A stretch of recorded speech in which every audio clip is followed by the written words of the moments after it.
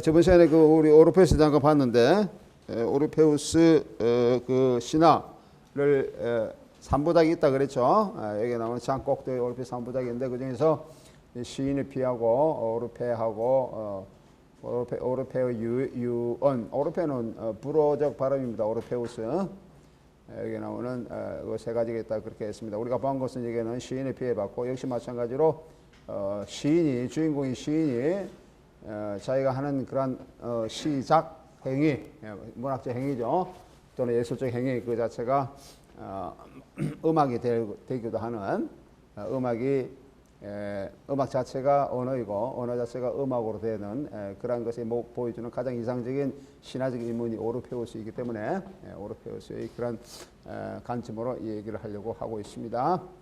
첫 번째 앞에 시인의 표현은 젊은 화가의 초인적 경험을 통해서 시인이 무의식적 극히 혼동된 세계를 보여주고 있습니다. 장곡들은 현진의 시각으로 지켜볼 수 없는 분열된 세계를 보여주고 있는 그런 것이죠.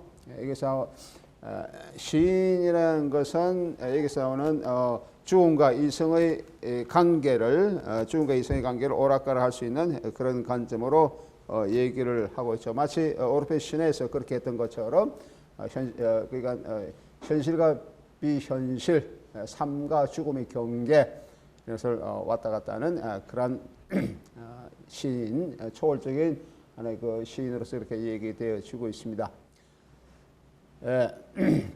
현실과 무의식세계 또는 우리가 얘기하는 삶과 이성의 그 경계를 이렇게 왔다 갔다 또는 꿈과 현실 세계를 왔다 갔다 하는 그런 관점으로 얘기하고 있기 때문에 여기서 우리가 초현실주의 작품으로서의 오르페우스의 그런 이미지 이런 것이 굉장히 잘 어울리는 그런 것이라고 볼 수 있습니다. 여기서는 예술 자체가 이성과 저성, 삶과 경계를 왔다 갔다 하는 이런 관점으로 이해를 하고 있습니다. 그래서 그 초현실주의가 늘 그렇듯이 무의식 세계 내지는 그런 꿈의 세계, 환상의 세계 이런 것들을 형상화해서 보여주고 있습니다. 문학이 바로 그것을 표현할 수 있고 영화도 그것을 표현할 수 있는 그런 가능성을 여기서 진단하고 있는 것이라고 볼 수 있죠. 이런 의미에서 이 영화는 문학과 영화의 그런 관점을 얘기를 하고 있고 우리가 계속 여기서 우리가 이번 학기에 계속 얘기하고 있는 상호 메시지 관점을 여기서 잘 이끌어내고 볼 수 있다고 얘기를 할 수 있습니다. 여기서는 영화의 관점이었으면 영화 문학뿐만 아니고 영화 회화, 조각 이런 것도 나왔죠. 또는 연극, 무의식 세계에서 연극 이런 것을 또 얘기를 하고 있습니다. 장곡도의 시인의 피 처음으로 만든 것인데요. 여기서는 알라딘의 램프 뭐 이런 것도 장곡도가 이렇게 관여를 했고요. 그 초현실주의 문학가들 또는 시인들 이런 사람들은 환상의 세계를 초현실적인 그런 언어로 이렇게 얘기를 하는 또는 묘사하는 그런 것으로서도 잘 알려져 있습니다. 넓은 의미에서도 역시 마찬가지로 포토제닉 그 이미지로서 우리가 저번 시간에 봤었던 포토제닉 이미지로서도 이렇게 얘기를 할 수 있겠죠. 그래서 초현실 세계라는 것은 시인의 무의식의 환상 세계 또는 어떤 내면의 그런 심층부에 있는 이런 세계를 표면적으로 영화의 그런 시각적 이미지로 이끌어내려고 시도했던 것이라고 얘기를 할 수가 있습니다. 장곡대 영화에 등장하는 주인공들은 자기 자신을 그렇게 보통 나타내고 있는 그런 은유적으로 비유적으로 나타나고 있는 그런 것이고 현실을 층위를 넘어서 꿈 또는 무의식의 세계인 초현실 세계로 초현실 세계에 이렇게 몽유하는 그런 자로서 얘기를 할 수가 있습니다. 우리가 저번 시간에 봤듯이 시인의 피에서 우리의 눈에 띄는 부분이 이제 거울 속으로 들어가는 부분이죠. 거울 속으로 그렇게 침잠하는 그런 부분인데 이것도 역시 마찬가지로 우리가 신비로운 초현실 세계로 여행하고 있는 그런 것으로서 이해를 할 수가 있습니다. 그 환상과 공포로서 나타내는 전위적인 이러한 무서운 경험들을 보여주는 그런 세계라고 얘기를 할 수가 있습니다.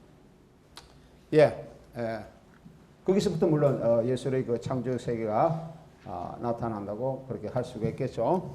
그래서 이 거울 속을 들어가면서 초신 세계, 무의식 세계를 침잠하고 있는데 그 중에서 이제 영국에서 보여주고 있는 극중극 형식, 극중극 형식의 영화의 아주 독특한 그런 것이라고 볼 수도 있고요. 자기 반영적인 성찰이라고도 얘기를 할 수가 있죠. 그 셀프 리프렉션, 자기 반영적인 성찰을 우리가 포스트모더니즘에서 굉장히 많이 나타나고 있는 그런 하나의 그 예술의 형식 중에 하나인데 이 영화에서도 그것을 미리 선취해서 보여주고 있는 그런 예라고 할 수가 있습니다. 그래서 거울 이미지는 여기서 나오는 거울 이미지는 어떻게 보면은 초신적인 그런 관점이기 때문에 자기 분열, 주체 분열 이러한 관점을 보여준다라고 얘기를 할 수가 있어요. 우리 초신주의에서 많이 나타나는 것이 데자뷰 현상도 여기서 얘기를 할 수가 있다. 데자뷰. 데자뷰라는 것은 금방 본, 조금 전에 본, 또는 벌써 본 이런 의미인데 자기 분열의 이런 관점에서 초신주의에서 얘기하고 있는 또 다른 자아의 이미지는 데자뷰라고 얘기를 할 수 있습니다. 우리가 저번에 본 영화 중에 그 주인공이 그러니까 우리가 얘기하면 우리가 문학적으로 얘기하면 1인칭 자아에 해당될 수 있는 부분이에요. 시인이 제일 처음 나와서 이제 그림을 그리고 하는 그런 관점이 나왔죠. 그것이 이제 연극 장면에서 제일 마지막 부분에 우리가 본 것이 제일 마지막 부분에 자살하고 있는 권총으로 자살하고 있는 부분이 있었잖아요. 기억이 납니까? 이런 자살하고 있는 그런 부분들, 이런 것은 자아 분열을 보여주고 있는 아주 가격한 자아 분열을 보여주고 있는 그런 하나의 예라고 얘기를 할 수 있습니다. 그런 것은 데자뷰, 아주 극단적인 하나의 현상이라고 얘기를 할 수가 있죠. 예. 시인에 비해서 그 여러 가지 그 장곡들이 얘기하고 있는 것은 어떤 그 몸의 어떤 분리된 부분들이죠. 부분들을 가지고 시작을 하는 그것도 굉장히 아름답다 얘기를 하고 있습니다. 그래서 뭐 얼굴, 손, 거기서 나오는 것처럼 손, 빛, 뭐 여러 가지 사물, 뭐 이런 가지고 이제 시를 시작 행위를 하는 것이 굉장히 좋은 것이다라고 그렇게 얘기를 하고 있고요. 그 얘기는 이제 그 장곡들에게는 뭐 아까 우리 소설 또는 문학, 연극, 그다음에 그 조형 예술 또는 회화적인 행위, 대상 이런 거 있죠. 회화, 그다음에 벽화라든지 영화 뭐 이런 것들 전부 다 넓은 의미에서 그 문학적인 영역 또는 시작의 영역이다라고 얘기를 할 수 있습니다.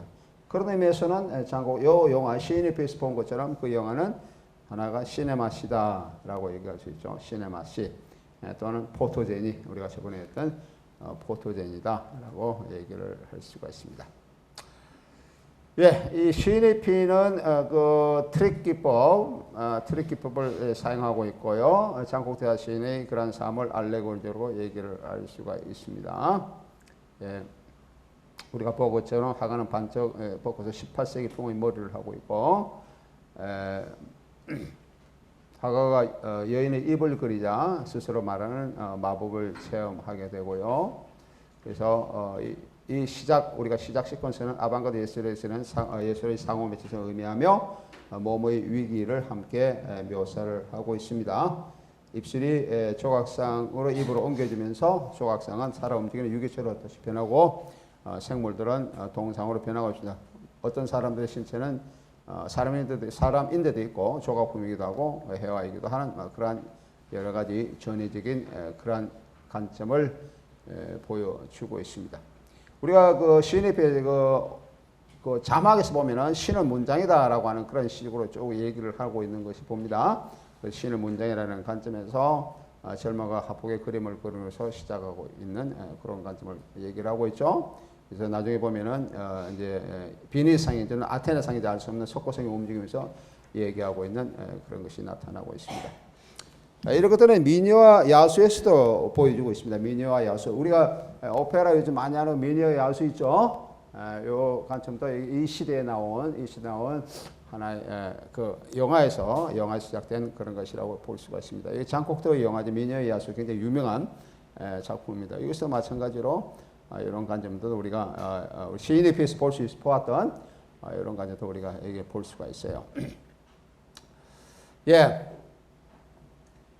그다음에 우리가 이제 열쇠 구멍을 통해서 이제 장문을 보는 그런 것을 우리가 보았고요. 마치 여기서 이전에 영화 나오기 이전에 핍쇼를 보는 그런 관점으로도 이해를 하고 있습니다. 예, 거울을 통해서 아까 얘기한 것처럼 거울을 통해서 가상세계로 침잠하는 이러한 시퀀스는 주인공의 환상의 세계를 묘사하고 있고 시간적인 불연속성을 얘기를 하고 있습니다. 예. 여기 나왔다는 것은 여러분들이 조금 이 부분은 그냥 넘어가도 되겠고요. 영국 세계에서 주인공은 이제 강격적 입장으로 취하고 오르페우스 신화에서의 죽음의 주제는 죽음으로부터의 부활이라는 콕토의 핵심 이야기가 깊게 관계를 했습니다. 이 오르페우스 신화 자체가 사모의 영역에서 죽음의 영역으로 이렇게 가죠. 사모에서 하데스가 지배하는 그런 죽음의 영역에 가가지고 다시 한번 이렇게 사모의 영역으로 다시 오는 그런 것이기 때문에 오르페우스는 죽음의 위협 또는 죽음의 그런 주제 모티브가 굉장히 강하게 드러납니다. 근데 그 죽음이 그 자리로 끝나는 것이 아니고 다시 살아나는 죽음, 부활하는 죽음의 의미죠. 그래서 우리 연극 세계에서 보았듯이 그 멕시코 제일 첫 장면에서 멕시코의 농부가 살해를 당하다가 다시 살아나는 장면이라든지 영국 세계에서 그 네 번째 장면인가요? 마지막 부분에서 나타난 것처럼 그 주인공 자신이 자살하면서 다시 자살하다가 다시 이렇게 살아나는 장면 이런 것들도 오르페우스 신화의 죽음의 주제와 밀접한 관계가 있습니다. 우리가 알듯이 신화 속에서 오르페우스는 지구로부터 자기 아내인 에우리디케를 구해오게 되죠. 발에 독사에 몰려서 죽음의 이러한 에우리디케를 구해옵니다. 그 조건이 있죠. 그래서 이 에우리디케를 가서 염라대왕에 가가지고 염라대왕은 하데스라고 그러는데 하데스인데 가가지고 자기 아내를 돌려달라고 이렇게 이제 얘기를 하죠.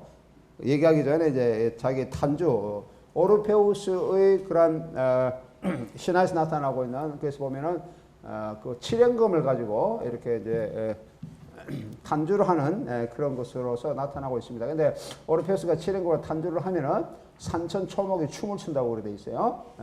심지어는 돌들도 춤을 춘다고 할 정도로 이렇게 그 탄주의 그런 뭐라 할까요? 환상적인 그런 연주 탄주하는 환상적인 그런 장면이 이제 신화적으로 나타나고 있는데 자기 아내를 구하기 위해서 그 하데스 왕한테 가서 하데스 왕 앞에 염라대 앞에서 탄주를 합니다. 자기 그런 연주를 하니까 하데스 왕이 참 탐복을 해가지고 내 소원이 뭐냐 그러니까 여기 와 있는 자기 아내를 돌려달라 그렇게 이생으로 다시 같이 가게 해달라 그래서 하데스가 허락을 합니다. 그 소원을 이제 등도 들어주고 단지 조건이 있어요. 단지 이생을 이렇게 죽음과 삶의 경계인 그 문지방이라고 했는데 슈벨라를 그런 표현하는데 그 경계를 넘어가기 전까지는 다시 뒤를 돌아보아서는 안 된다라고 하는 조건 단서를 알고 있는 게 이제 죽음의 세계, 삶의 세계로 이제 내어보는 것을 허락을 하는데 자기 아내가 그 이생의 경계를 넘어서기 바로 전에 자기 아내가 뒤를 돌아봅니다. 자기가 있었던 것을 돌아보면서 다시 그 저승으로 이끌려가는 그런 것으로서 나타나고 오르페우스는 자기는 이제 다시 이승으로 나와서 뭐라 그럴까요? 광인처럼 살았다. 응? 광인처럼 그렇게 탄주하면서 헤매며 살았다는 게 이제 오르페우스 신화에 나타나고 있는데 하여튼 그런 것도 여기도 나타나고 있습니다. 예. 그 조건, 하데스가 있는데 하데스가 조건은 장콕대에서 자신이 강조하는 시인의 불사조학을 전개시키는 하나의 그런 틀, 하나의 그 주제 틀 이런 것으로서 나타나고 있습니다. 헤르만 헤세의 황야의 늑대라고 있습니다. 황야의 늑대라고 하는 그런 작품이 있는데 소설이 있죠. 스테판 볼프라고 하는 것이 있는데 여기 나오는 주인공이 하리 할러가 있는데 이 하리 할러처럼 시인의 비주인공 시인은 죽음을 체험합니다. 하리 할러도 그런 주제와도 상당히 밀접한 관계가 있습니다. 이 가상적 죽음은 새로운 자로 태어나기 위한 무의식의 과정이다라고 얘기를 할 수 있습니다. 이런 것들이 오르페우스의 신화를 오르페우스 신화를 모티브 내는 주제로 한 그런 예술적 작품들은 굉장히 많습니다. 굉장히 많아요. 독일에서도 그런 작품이 굉장히 많이 있죠. 독일에서 최근에 뭐 최근뿐만 아니고 뭐 오페라도 있고 문학도 있고 뭐 음악도 있고 오르페 신화를 모티브로 한 거 굉장히 많아요. 특히 낭만주의 독일 낭만주의 문화에서도 그런 게 굉장히 많이 나타나고 있습니다. 왜냐하면 낭만주의 시인들은 대부분 다 자기의 시작이 노래화 되기를 원하죠. 노래라는 것은 그냥 불러지는 거, 말 자체가 그날 하나 예술적으로 되어지는 거. 시에 가장 가까운 예술 장르는 음악인데, 시에 가장 가까운 예술 장르는 음악인데 이 자체가 자기가 시작하는 거, 시를 쓰는 것이 그래서 음악화되는 독일어로 하면 무지칼리지온이라고 얘기하죠. 무지칼리지온 der Sprache. 언어의 음악학을 목표로 하는 게 시인들이 특히 낭만주의 시인들이 그런 게 굉장히 성향이 굉장히 강했습니다. 그래서 강했다는 것은 언어와 음악과의 그런 연관성을 추구하는 그런 성향이 강했다는 거예요. 그래서 대부분의 모든 시인들의 그런 이상적인 이미지가 오르페우스인데 특히 낭만주의에서는 그것이 더욱더 강하게 나타나고 있는 그런 현상입니다. 그래서 아까 내가 그 시네마 영화 시네마 포엠이라고 얘기했죠. 그 시네마 시라고 그런 표현을 얘기했을 때 그때 그 문학적 의미 시네마 시라고 얘기했고 포트제니라고 얘기했는데 이 문학적 의미 이 시 특히 오르페우스의 그런 주제로 하고 있는 그런 관점에서 이 시네마 시라고 하는 것은 낭만주의적인 시의 관점이 굉장히 가깝다. 모든 시 중에서 여러 가지 시 중에서 낭만주의 시의 관점이 굉장히 가깝다라고 그렇게 얘기를 할 수가 있습니다. 네. 네, 그건 그만하고 다음에는 독일의 아방가르드 영화에 대해 보겠습니다. 독일의 아방가르드 표현주의 영화에서 보면 새로운 충동의 강렬함을 보여주고 있는 몽타주. 그래서 이거는 앞에 우리가 보았던 그 유기적 몽타주라는데 양적 몽타주와는 또 다른 새로운 몽타주 유형을 보여주고 있습니다. 새로운 충동의 강렬함을 보여주고 있는 몽타주. 우선 그 독일의 영화 이론가로서 게오르 루카치 같은 여러 명인데 그중에서 게오르 제가 잠깐 보면은 게오르 루카치 쓴 글 중에 1913년에 영화 미학에 관한 글이라는 그런 영화 미학에 관한 생각이라는 글이 있습니다. Thoughts on the Aesthetics of Cinema라고 하는데 라는 제목으로 신문에 이제 기고문인데 이 기고문에서 영화가 교육적이고 경제적인 면에서 연극과 경쟁 관계가 있다. 라고 얘기를 하고 있죠. 영어와 연극의 경쟁 관계 역시 마찬가지로 우리가 이 시간에 얘기를 하고 있는 상호 매체 관계를 먼저 얘기를 하고 있습니다. 연극의 등장인물과 연관된 절대적인 현재를 상징하고 있다. 그러면 영화는 집약적인 삶 속에 있는 인간 그 자체가 아니라 움직임을 보여준다. 그렇게 얘기를 하고 있고요. 연극에서 나타나는 절대적인 현재는 연극의 효과가 배우의 대사나 극중의 사건에 있는 것이 아니라 배우의 살아있는 의지에 있다. 연극이 이제 이런 의미예요. 이런 점에서 현재는 배우의 현존제이다. 이렇게 얘기를 하고 있고 다시 말하면 연극에서 보게 되는 정신은 상실되지만 그럼에도 불구하고 몸을 구체화하는 영화의 이미지는 현재성이 결합된 다른 유형의 그런 삶이다라고 얘기를 하고 있죠. 그래서 이게 나오는 연극의 현실적인 그런 관점을 굉장히 강하게 보여주고 있다. 살아있는 배우의 살아있는 의지라든지 또는 배우의 현존대를 보여주고 있다. 그렇게 얘기를 하고 있는데 반해서 영화는 현재성이 결여된 다른 유형의 삶이라 그런 관점에서 연극과 영화를 이렇게 구분하고 있습니다. 유성 영화는 몸의 재발견이라는 관점을 굉장히 부각시키고 있죠. 몸의 재발견이라고 부각시키고 있고요. 그 몸짓 언어로 연극과 극명한 대조를 이루고 있다라고 하는 그런 관점이 이제 루카치의 그런 생각인데 1910년대 말 바이마르 공화국 시대로 넘어가면서 분명하게 확인되고 있습니다. 베를린에서 활동한 당대 연극계의 대부인 막스 라인하르트라고 하는 사람이 있습니다. 이 사람의 영향력은 뭐 굉장했습니다. 1910년대, 20년대 막스 라인하르트 독일의 그 당시 연극계를 좌지우지할 정도로 상당히 많은 그런 영향력을 발휘하는 사람인데 이 막스 라인하르트가 연극의 예술적 요구를 영화로 전이시킨 것 이것은 상당히 대표적인 경우다. 이 사람도 역시 마찬가지로 영화에 깊은 관심을 보이고 있습니다.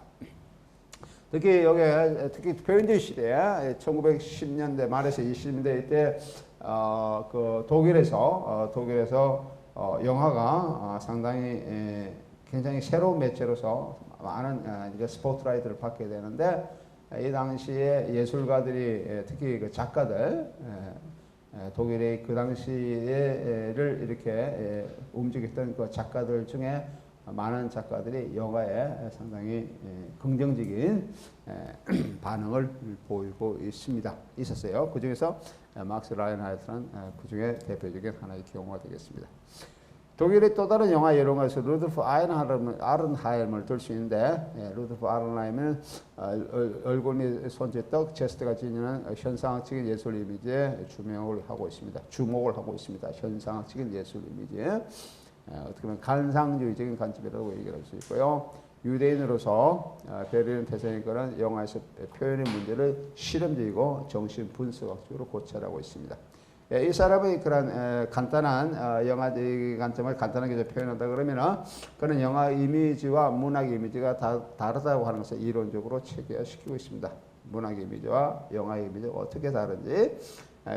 이와 같이 예술 이론가이면서 영화 이론가인 것은 1932년에 가리드 자신의 첫 번째 저서인 예술로서의 영화, 필름 알스 쿤스트라고 하는 이런 책이 있는데 상당히 유명한 책입니다. 그래서 박사학위 논문이 간접부터 심화시키고 있습니다. 그는 평면에서의 뭐뭐의 투영, 공간적 깊이의 축소, 이미지 한계와 객체와의 거리두기, 공간과 시간의 연속성의 파기, 비시각적인 의미 세계의 포기 등을 집중적으로 다루고 있습니다. 이 부분들이 이 책에서 중점적으로 논의하고 있는 그런 주제들이에요. 평면 속에서 어떻게 평면에서 스크린이 나타나고 있죠. 영화 스크린에서 어떻게 몸이 투영될 수 있는 것인가? 공간의 깊이가 평면 속에서 영화 스크린에서 어떻게 축소되고 있는 것인가? 이미지의 한계와 객체와는 어떻게 나타나고 있는 것인가? 거리가 어느 정도 떨어져 있는 것인가? 그다음에 공간과 시간의 연속성이 영화에서 공간과 시간의 연속성이 어떻게 파괴되어지게 되는가? 시각적으로 의미 세계가 어떻게 포기되어지고 있는가? 비시각적인 의미 세계, 시각적으로 나타나고 있는데 비시각적인 의미 세계는 굉장히 많습니다. 무슨 영화에서 비시각적인 의미 세계 뭐 이런 것들이 예를 들면 뭐 우리가 인간의 내면의 관점들, 내면 관점들 이런 것들은 시각화가 되기가 굉장히 어렵죠. 자기 마음속에 있는 어떤 감정이라든지 뭐 욕망의 욕구라든지 이런 것들은 뭐 시각화가 되기 어려운데 이런 것들이 어떻게 포기되어지는 것인가 이런 것을 이제 논리적으로 얘기한 것이 예술로서의 영화라고 하는 책입니다. 또 한 거는 카메라 예술적 기법도 영화를 만드는 방법과 영화의 대상, 유성 영화에 대해서 자세히 얘기를 하고 있습니다. 더 나아가서 아른하임은 예술로서의 영화에서 영화 이미지가 문학 이미지와 다르다는 것을 주목하고 있습니다. 그는 영화가 연극과 마찬가지로 환상적이지만 연극에 비해서 실제적인 삶을 더 많이 중재한다라고 하는 것이죠. 실제적인 삶을 더 중재한다. 이때 실제적인 삶에서 현실의 삶이 아니고 그런 다른 의미에서 내가 따옴표를 친 거예요. 살아있는 이미지 영화는 공간을 묘사하지만 현실처럼 실제적인 공간이 아니라 움직이지 않는 사진처럼 평면적 공간을 수단으로 한다는 것이다 라고 하는 부분이고요. 영화가 연극과 사진 사이에 위치하고 있지만은 시간이나 공간적 차원에서 보면 현실에 대한 영화의 독자성이 연극보다 더 크다라고 하는 것입니다. 그 실제적인 공간과 시간을 보여주고 있는 연극의 환경적 요소를 영화가 부분적으로 받아들이지만은 사진에서 같이 시간과 공간이 연속되지는 않는다라고 하는 그 부분을 강조하고 있습니다. 그러나 그는 영화에서의 공간의 연속성은 중단되지만 영화에서 공간의 연속성이 중단되지만 시간의 연속성은 부분적으로 유지된다라고 하는 그런 것을 보여주고 있습니다. 그러니까 이 중단되고 있는 것은 공간의 연속성이 중단되지만 시간의 연속성은 보다 부분적으로 완전히 유지된 것, 사진처럼 유지된 것은 아니고 부분적으로 유지되고 있다라고 하는 그런 부분성을 인정하고 있습니다. 여기도 마찬가지로 아른하임도 여기 나오는 누굽니까? 아까 조금 전에 게오르 루카스와 마찬가지로 문학과 영화의 넓은 의미의 문학과 영화의 차이점에 대해서 얘기를 하고 있습니다. 세 번째 우리가 보여야 될 짧게 간략하게 보여야 될 또 다른 하나의 이론가는 벨라 발라디를 들 수 있습니다. 헝가리 태생. 아까 게오르우카치도 헝가리 태생이죠. 헝가리 태생으로서 러시아에 가서 활동한 사람입니다. 벨라 발즈는 보이는 인간이라고 하는 책을 쓴데 굉장히 유명한 책입니다. Der sichtbare Mensch. 요거라면 The Visible Man입니다. The Visible Man, Visible, 보이는 인간이라고 하는 것인데 영화가 추상적인 문학과 달리 이미지 시각적 연속성을 나타낸다 보고 있습니다. 그에게 영화는 단지 기계적으로 재생산되는 현실을 내어보이는 것이 아니고 오히려 그는 외적인 현실을 주시하면서 이데올로기를 드러내는 영화의 내면적 경향을 고찰하고 있습니다. 어느 문화 대신에 새로운 이미지 문화, 어느 문화 대신에 새로운 이미지 문화에 주시하는 것은 문자 문화에서 시각 문화로의 전환을 그러니까 이 사람들은 대부분 다 이 시대에 하나의 그 문화의 하나의 전환점이 이미 도달했다라고 얘기하는 것이죠. 그래서 그 문자 문화가 아니고 그 시대에 이미 시각 문화가 도래했다. 이 사람들 그렇게 생각을 하고 있습니다. 특히 벨라 발라즈 같은 사람이 굉장히 그런 관점이 굉장히 중요한 사람입니다. 이미 우리는 시각 문화에 살고 있다. 아까는 루돌프 아르나임도 마찬가지고요. 시각 문화에 살고 있다 이런 관점을 굉장히 주목하고 있고, 그때 이 문자는 시각 문화에 전환이 되는데 이러한 전환은 읽을 수 있는 정신에서 볼 수 있는 정신으로 바뀐 것이다라고 하는 겁니다. 우리는 이제 볼 수 있는 정신이 있다. 책을 텍스트, 문학 텍스트는 읽을 수 있는 정신이 아니고 우리는 볼 수 있는 정신 속에 살고 있다라고 그런 표현을 쓰고 있습니다. 볼 수 있는 정신.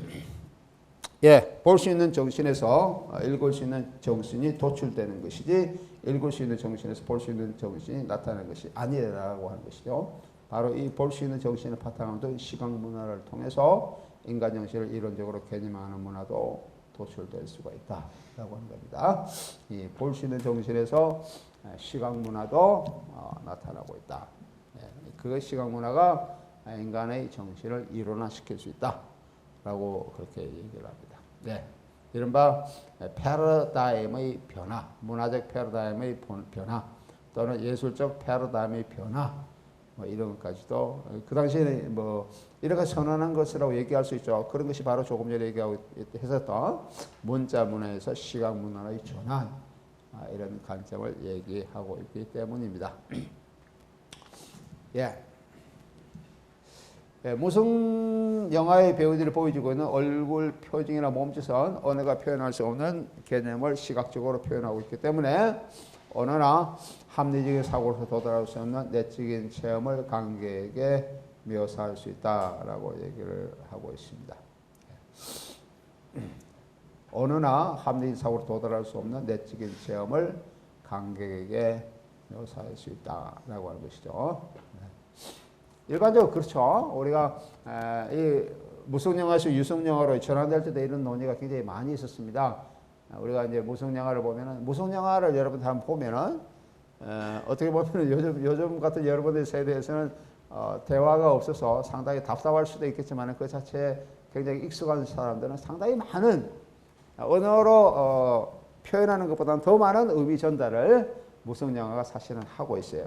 또는 그 시대 사람들은 그렇게 했다고 생각을 하고 있고 실제로 그것을 이렇게 보는 사람들도 많이 느끼고 있었는데 내적인 체험까지도 관객에게 전달한다는 것이죠. 뭐를 통해서 얼굴 표정이나 몸짓, 특히 크로즈업된 얼굴 표정이나 몸짓, 제스처를 통해서 그렇게 한다고 하는 것입니다. 이런 관점에서 벨라 발라즈는 보이는 인간에서 무성영화의 몸짓 언어의 기능을 확대하여 서술하고 있다. 다시 말하면 얼굴 표정과 몸짓을 통해 영화는 언어의 장벽을 허물 수 있는 공동의 세계 언어다. 하고 공동의 세계 언어다. 이렇게까지도 얘기를 하고 있습니다.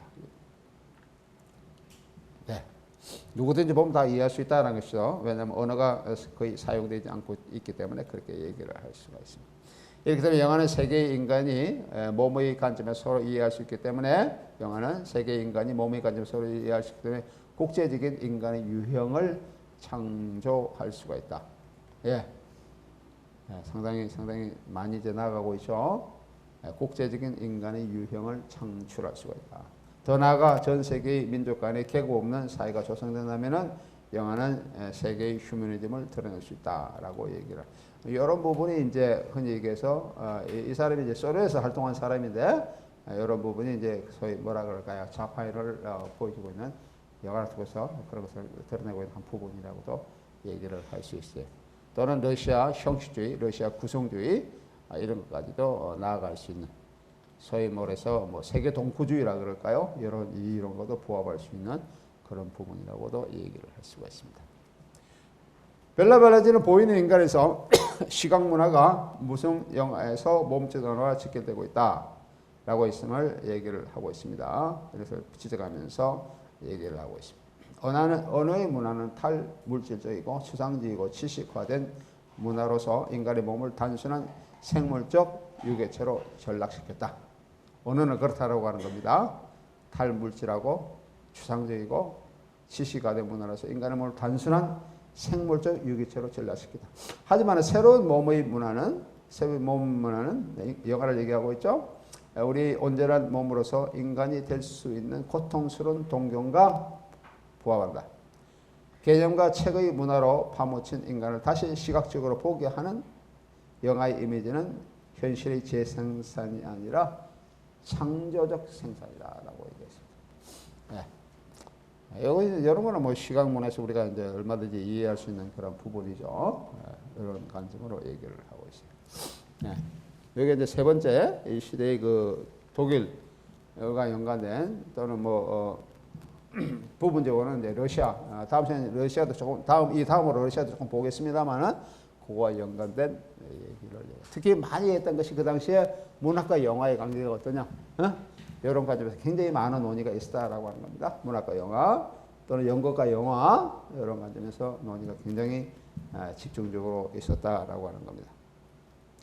네 번째 우리가 보아야 될 그런 이론가는 독일의 그 지그프리드 크라카우라고 하는 사람입니다. 지그프리드 크라카우. 벨라 발라디가 정신적이고 물질적인 현실이 동일하다고 여기고 있는데 반해서 벨라 발라디가 정신적이고 물질적인 현실과 정신적이고 물질적인 동일하다. 반해서 크라카우는 이 두 가지 유형의 현실을 구분하고 있습니다. 즉 크라카우의 현실 개념은 형이상학적이며 동시에 물질적인 성격을 지니고 있습니다. 형이상학적인 물질적인 성격을 지닙니다. 영화는 물질적 현실을 노출시키는 사진의 기능과 카메라 현실 속에서 역사의 흔적을 인식하는 기능을 지니고 있습니다. 이러한 정신적 기능으로 영화는 카메라 현실의 부정 속에서 역사적 현실을 발전시킬 수 있다라고 이렇게 얘기를 할 수가 있습니다. 영화는 물질적 현실을 노출시키는 사진의 기능이 있고 카메라 현실 속의 역사의 흔적을 인식하는 기능이 있다라고 하는 것이죠. 두 가지 기능을 얘기하고 있습니다. 하나는 현실을 그렇게 노출시키는 기능이 있고 그뿐만 아니라 역사의 흔적을 드러내게 하는 그런 기능이 있다라고. 역사의 흔적, 소위 말해서 역사적 이미지라고 하는 것인데 이 역사적 이미지를 드러내는 기능, 이것이 지금부터 크라카우에 상당히 중요한 논점이 됩니다. 이러한 정신적 기능으로 영화는 카메라 현실의 부정 속에서 역사적 현실을 발전시킬 수 있다라고 주장을 하고 있습니다. 네, 역사적 이미지는 뭐 어떤 게 있을까요? 역사적 이미지. 네. 어떤 것이 역사적 이미지입니까?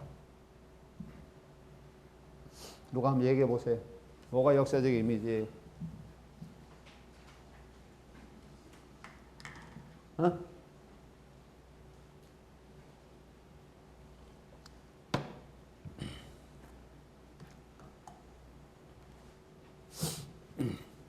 역사적 이미지는 역사적 중요한 이미지, 그런 뭐 부분적으로 그런 것도 있습니다만은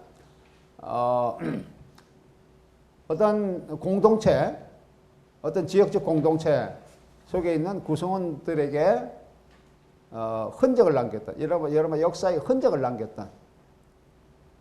이런 이미지라고 얘기할 수 있죠. 트라우마, 상흔, 어떤 고통, 뭐 기쁨도 있을 수도 있을 수가 있습니다만 이런 것이 인간의 내리 속에 또는 어떤 그 공간의 공동체들에게 계속 기억되고 있는 이미지, 이런 것들이 역사의 이미지라고 얘기를 할 수 있습니다. 뭐 가장 강한 게 뭐 전쟁 같은 거는 굉장히 오랫동안 기억이 되겠죠. 전쟁 뭐 이런 것들은 뭐 말할 것도 없습니다. 전쟁뿐만 아니고 뭐 이제 이 크라카우가 살았던 그 시대에는 이 사람은 이제 제1차 세계대전을 겪었고 이 사람이 지금부터 크라카우는 대중문화라는 용어를 처음으로 사용한 사람 중에 한 사람입니다. 대중문화. 독일하면 대중문화의 용어는 독일에서 먼저 나왔던 마센쿨투어라는 용어로 처음으로 하는 사람이고 이 사람은 프랑크푸르트 사이퉁이라고 하는 지금은 독일의 가장 유력지 신문이 프랑크푸르트 알게마이네 사이퉁이라고 하는 신문인데 그래서 프랑크푸르트 F 알게마이네 A 그다음 사이퉁의 G Z와 함께해서 파츠라고 그렇게 얘기를 하고 있습니다. 파츠라는 신문인데 이 사람도 역시 프랑크푸르트에 그 전신이 프랑크푸르트 사이퉁이라는 그런 이 신문입니다. 이른바 프랑크푸르트 신문이라는 것이죠. 프랑크푸르트 신문의 그 편집장으로서 예술 부분을 예술 문화 부분을 이 사람이 담당했던 그런 담당 신문에 여러 가지 부서가 있잖아요. 뭐 정치부, 사회부 이런 거인데 이 사람은 예술 문화를 담당했던 사람이에요. 예술 문화를 담당했던 오랫동안 담당했습니다. 그래서 어떻게 보면 독일의 1920대 30초까지 독일의 그 문화 예술의 흐름을 진단하고 어떤 부분적으로 그 비평도 하고 방향도 나름대로 제시했던 그런 아주 주도적인 위치에 있던 사람이 지그프리드 크라카우라는 사람입니다. 근데 이 사람이 이제 유대인이기 때문에 유대인이라는 신분으로 나치스가 정권을 잡자 망명을 했죠. 그래서 저 어디입니까? 미국으로 갑니다. 미국에 가지고 가자마자 프린스턴 대학 교수로 들어갑니다. 바로 직접적으로. 프린스턴 대학 교수를 해가지고 그 당시에 유명한 또 다른 유대인으로서 영화 또는 이미지의 주도적인 위치 프린스턴 대학에서 주도적인 위치에 있었던 그 에르빈 파놉스키라는 사람이 있습니다. 굉장히 유명한 사람이에요. 에르빈 파놉스키. 영화뿐만 아니고 이 역사적 이미지 부분, 특히 르네상스의 그 르네상스 예술을 현재로 다시 읽어내는 작업을 하는 그 도상학이라고 그렇게 얘기합니다.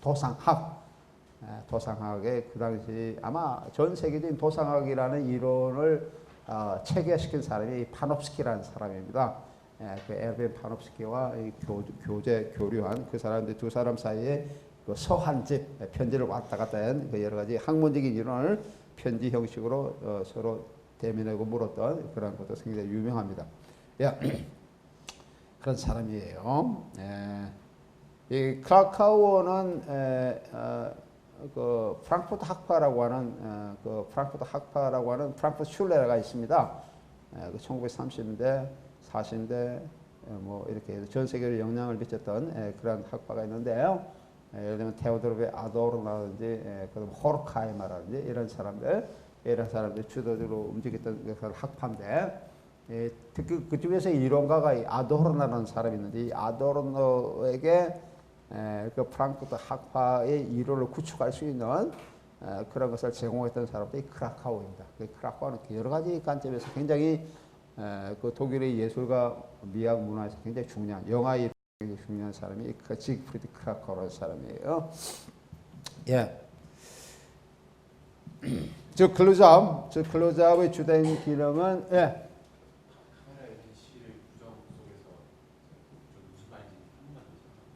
어디? 카메라 현실을 우에 얘기하는 거예요? 영화는 물질적 현실을 노출시키는 사진과 카메라 현실 속에서 역사의 현지. 카메라 현실, 물질적 현실이라는 것은 그대로 보여주는 것은 사진의 기능이죠. 우리가 찍으면은 사진 찍는 것처럼 똑같이 나타나고 있잖아요. 영화에서도 그죠? 현장 우리가 이제 그 현실을 찍기 때문에. 근데 카메라의 현실이라는 것은 카메라가 그걸 찍으면서 보여주거나 또 다른 의도를 가지고 있다는 거예요. 사진의 현실만 그대로 보여주는 것이 아니고 카메라 영화를 촬영해서 어떤 장면을 찍잖아요. 그럼 장면을 찍을 때 그 장면을 찍는 의도가 작가의 의도가 또 다른 것을 보여주기 위해서 찍는다라고 하는 거. 카메라도 사진 찍고 그런 기능만 있는 게 아니다라는 거, 영화가. 그게 카메라 현실입니다. 근데 그걸 찍는 장면에 뭘 많이 찍느냐? 이 사람이 간접해서 얘기할 때는 그게 역사의 흔적을 보여주고 있는 그런 장면들을 보여주죠. 그게 카메라의 현실을 보입니다. 카메라 현실이라는 거. 무슨 알겠어요? 그게 카메라 현실입니다. 예. 예. 크라카우는 클로즈업의 세부적 묘사로서 전체적 상황에 집중적으로 개입하고 있는 것이라 보고 있습니다. 즉 클로즈업의 주된 기능은 제시하거나 묘사하기보다는 기호적 의미를 부여하는 데 있다. 이런 점에서 그는 에이젠슈타인의 몽타주 이론에 접근해 있다라고 얘기를 할 수 있고요. 그리피우스, 우리가 보았던 그리피우스, 데이비드 그리피우스의 영화의 서술 기법을 모범으로 하는, 그래서 모범으로 하고는 에이젠슈타인 매력의 몽타주처럼 크라카우도 다른 차원의 현실을 위해 클로즈업의 필요성을 부각시킨다. 예. 이 시간에 이 시대에 클로즈업 기능이 굉장히 많이 이제 논의가 됐던 부분이죠. 특히 몽타주 이론하고 클로즈업 이론. 아까 우리 벨라 발라디라는 사람인데, 벨라 발라디는 보이는 인간이라는 그런 책에서 몽타주의 여러 가지 유형에 대해서 얘기를 하고 있습니다. 어떤 몽타주가 얘기를 할 수 있나? 뭐 영상적 몽타주가 있고, 뭐 에세이식 몽타주가 있고, 그다음에 변증법적 몽타주가 있고, 뭐 여러 가지 몽타주 유형이 있죠. 이런 것이 어떻게 차이가 있느냐라고 해서 이론적으로 얘기했던 그런 사람이다라고 하는 거죠. 예. 그래서 조금 이제 실제적으로 좀 이론적 부분과 실제적 부분은 이제 이론적 부분 이런 것들이 있고요. 실제적 부분을 조금 넘어가면 다음과 같이 얘기를 할 수가 있습니다. 독일에서 아방가르드 예술 운동은 표현주의에서 보통 시작한다 얘기를 할 수 있어요. 표현주의, 엑스프레시오니스무스라고 그러죠. 엑스프레시오니즘이라고 얘기할 수 있고, 이 표현주의는 인상주의, 임프레시오니즘의 대립적으로 나타나고 있는, 이것의 어떤 저항적인 의미에서 나타나고 있는 주의가 표현주의입니다. 인상주의와는 상당히 대립적인 주의가 이 표현주의라고 하는 것이죠. 그러니까 엑스프레시는 그러니까 밖으로 표출한다는 거, 임프레시는 안으로 표출한다는 것이죠. 그런 거의 차이가 있습니다. 해와에서 시작한 이 운동은 모든 예술 영역으로 확장되는데 문학뿐 아니라 영국과 해와도 영화에 맺힌 것이 영상문화의 특이한 것으로서 나타나고 있습니다. 1919년 말부터 표현주의 입국영화가 제작됩니다. 환상적인 무대 장치로 강적인 시점을 적절하게 표현했던 로베르트 비네의 칼리글리 박사의 밀실과 상징적인 프리츠랑의 그런 운명, 상징적인 그런 관점을 표현하고 있는 프리츠랑의 운명이라고 하는 그런 1921년 작품. 그리고 아일랜드 작가 블램 스토커의 드라큘라를 영화한 처음으로 영화한 모르나우의 노스페라투. 소위 말해서 우리가 얘기하는 최초의 드라큘라 장편 영화가 모르나우의 노스페라투라는 영화입니다. 흡혈귀 영화죠. 최초의 흡혈귀 장편. 단편 흡혈귀는 그 이전에 조금 있었습니다. 하지만 장편으로서는 이게 처음에 해당되는 영화가 되겠습니다. 노스페라투. 노스페라투는 그 흡혈귀 이름이 노스페라투예요.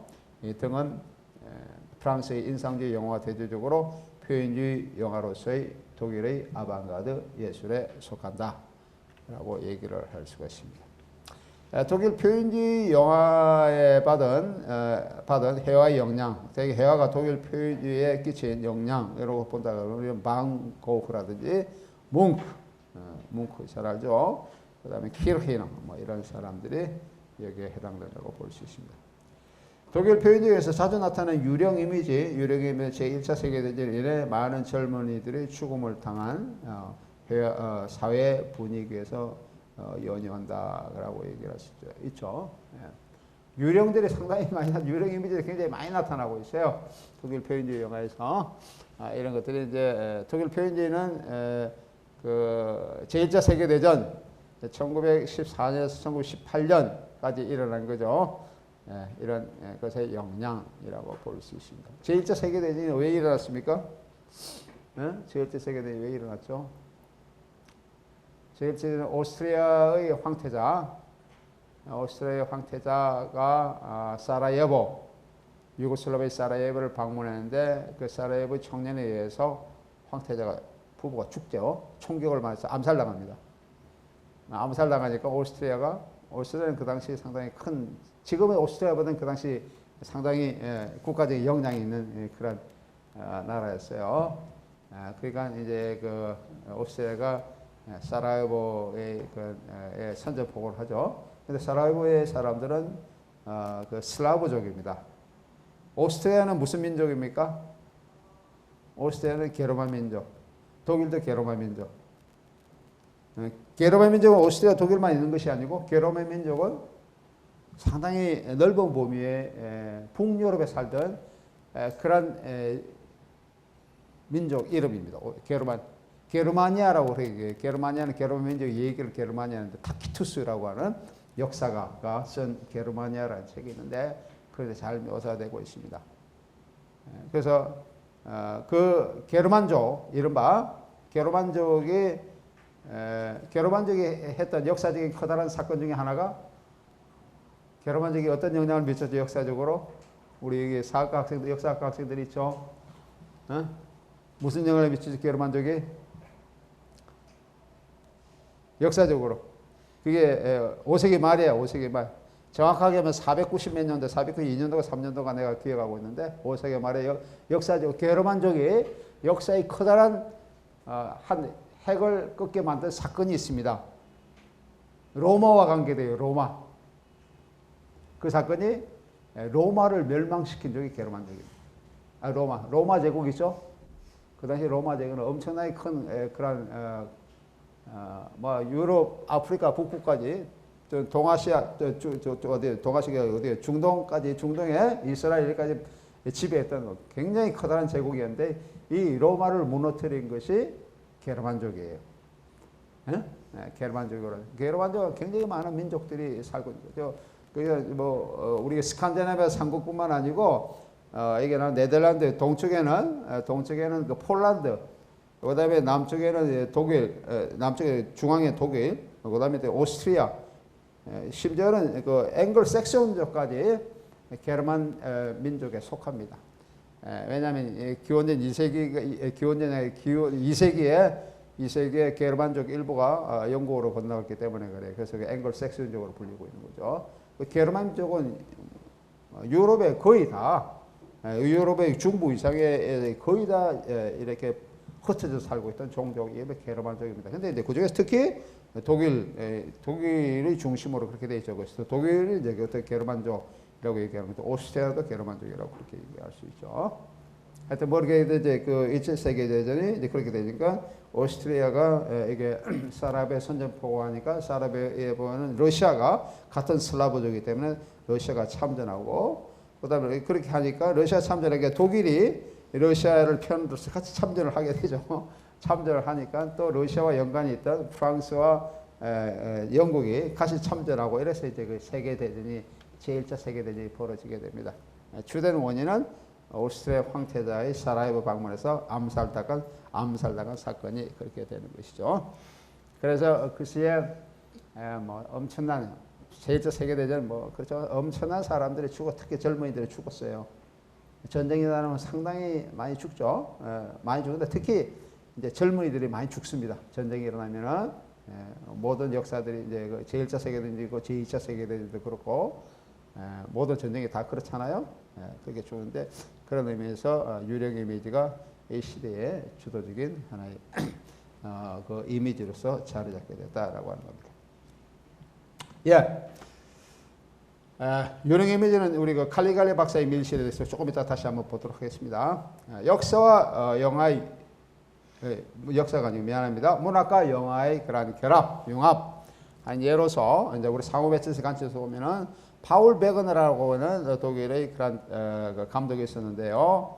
감독이 파울 베그너인데 프라하의 학생이라고 하는 그런 영화를 만듭니다. 1913년도에요. 데어 슈터는 그죠? 프라하의 학생.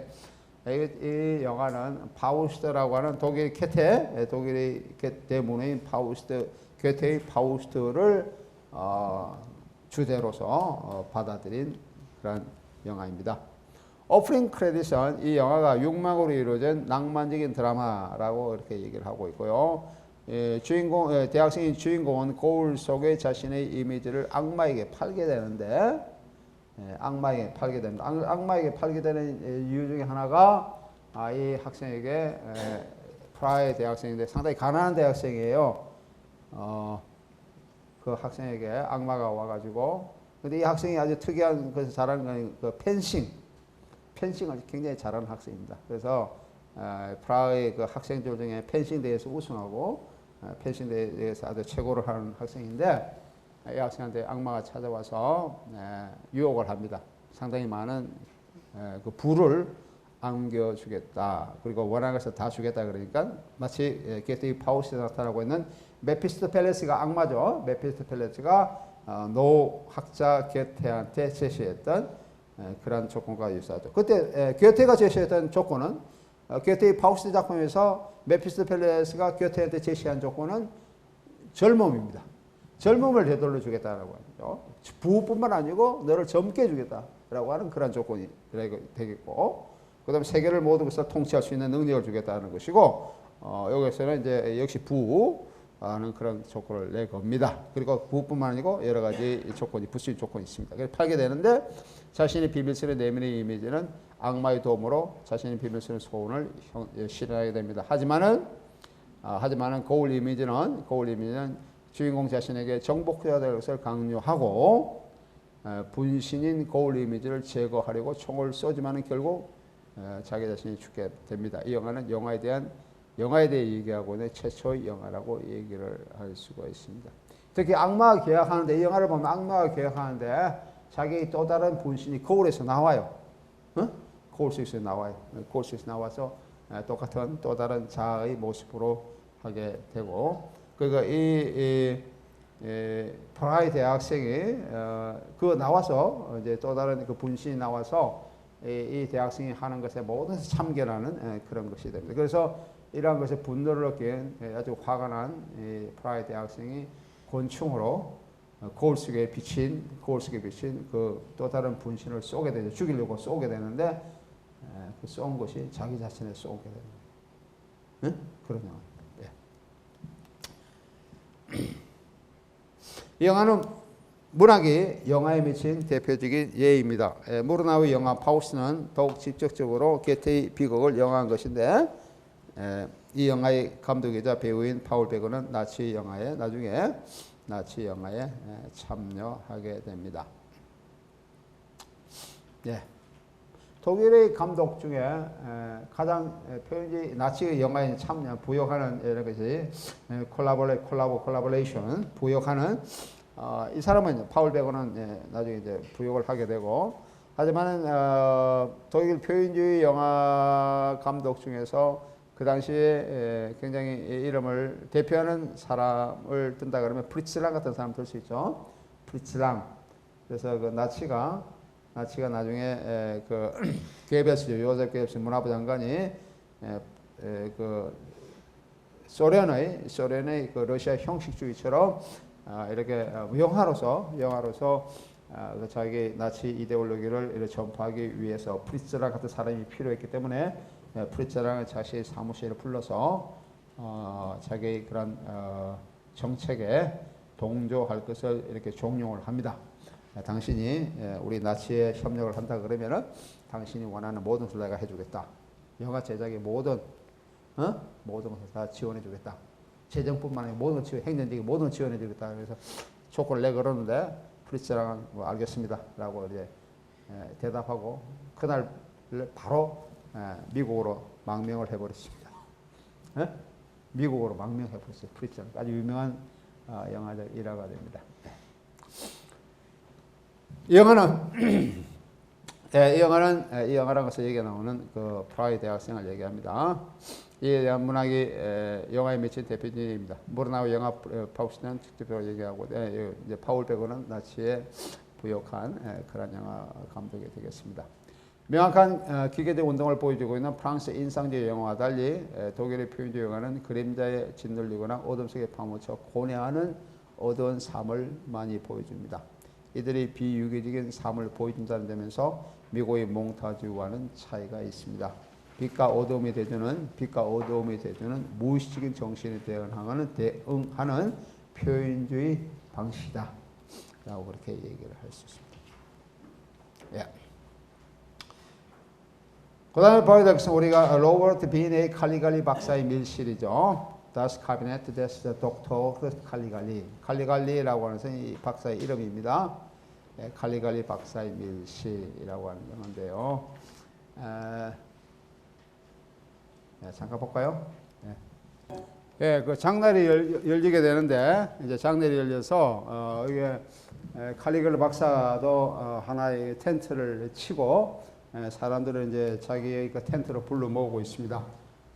물론 입장료를 받고 이제 불러 모으고 있는데 그러면서 이 사람이 자기의 그런 전시물을 그 들어온 사람한테 이제 소개하고 공개하는 그런 장면이 이제 시작되고 있는 거죠. 근데 이 사람이 공개하고 있는 것은 목류병 환자, 이런 꿈의 모티브죠. 목류병 환자를 깨우는 케자르라고 하는 목류병 환자, 자기가 조수로 데리고 있는 목류병 환자가 있었는데 그 목류병 환자를 깨워서 그 사람 하여금 예언하게 하는 그런 것으로서 이제 시작됩니다. 예언하는데 자기가 뭐든지 자기가 묻고 싶은 것을 물어보세요. 그러다 얘기를 한다고. 자기가 깨워준 그 조수한테 관객들 하여금 이 조수는 예언의 능력이 있기 때문에 뭔지 물어보세요. 그렇게 하니까 두 사람이 앞에 나와가지고 나는 내 인생이 어떻게, 내가 얼마나 살 것 같습니까? 내 인생이 어떻게 될 것입니까? 라고 한 사람이 물었어요. 그러니까 이 목류병 조수가 당신은 내일 새벽에 죽게 됩니다. 얘기를 해. 자기는 얼마나 오래 살 건지 물어봤는데 내 인생이 어떻게 될 것인지 물어봤는데 내일 아침에 당신은 죽게 될 겁니다. 그렇게 예언을 해요. 근데 그 사람이 죽어버렸어요. 실제로 영화에서 죽어보니까 이제 살인사건이니까 수사를 할 거 아닙니까? 경찰이 이제 수사하는 그런 장면으로 진행되고 이 조수가 막 쫓기고 도망치고 그래서 조수가 있는 집에 가보니까 아까 얘기한 칼리갈리 박사의 그런 그 사람이 그런 이동식 차량 속에 이 조수는 간에 누워 간에서 일어났다 깨었다는 사람이고 시체 같은 사람이죠. 그렇게 되니까 이제 칼리갈리 박사가 혐의를 뒤집었습니다. 이 사람이 조종하고 있다. 살인이란 그 뭐랄까요? 살인을 이제 주도했던 사람이다. 라고 칼리갈리 박사를 추적해 보니까 그 사람이 정신병 원장이에요. 의사인데 정신병 환자이면서 정신병 원장이에요. 그런 영화로 이제 쭉 이어지는 거로. 여기에 대해서 내가 다음 시간에 좀 더 다시 얘기하도록 하겠습니다. 예, 그만.